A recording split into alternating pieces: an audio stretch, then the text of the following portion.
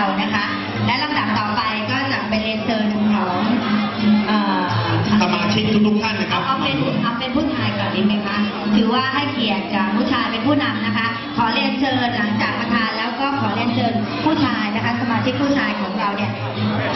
มาต่อแถวส่งน้ำพระแล้วก็มาขอพรผู้ใหญ่นะคะขอเรียนเชิญเลยนะครับค่ะขอเรียนเชิญเลยค่ะ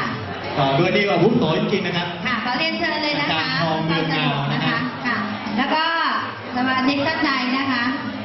สะดวกลุกขึ้นเลยก็ได้ค่ะสมาชิกท่านใดสะดวกลุกขึ้นเลยนะคะจะเป็นแม่บ้านหรือ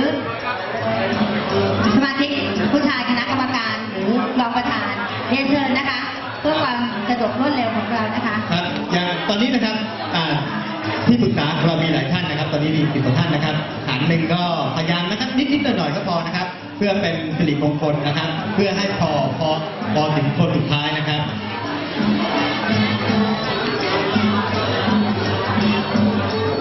ก่อนหน้านี้นะครับขอทางประธานจัดงานนะครับได้ขอบคุณผู้สนับสนุนอาหารคาวและหวานมาแล้วนะครับตอนนี้นะครับผมขออนุญาตนะครับอีกท่านหนึ่งที่ลืมไม่ได้นะครับคือฉากด้านหลังของเราครับฉากด้านบนเวทีของเราเนี่ยนะครับก็เป็นผู้สนับสนุนก็คือคุณไตรเทพลีลาพจน์สันนะครับประธานศาลเจ้ากวนอูซอเจริญกรุง93นะครับ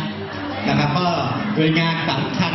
ของชมรมเทียนชัยพัฒนาที่ได้จัดงานสำคัญมาเนี่ยก็จะมีการสนับสนุนการทำป้ายมาโดยตลอดนะครับต้องขอขอบคุณด้วยนะครับผู้สนับสนุนอาหารแล้วก็จัดทำป้ายทุกท่านนะครับทางชมรมรู้สึกซาบซึ้งในน้ำใจในน้ำใจไมตรีของท่านเป็นอย่างดีนะครับ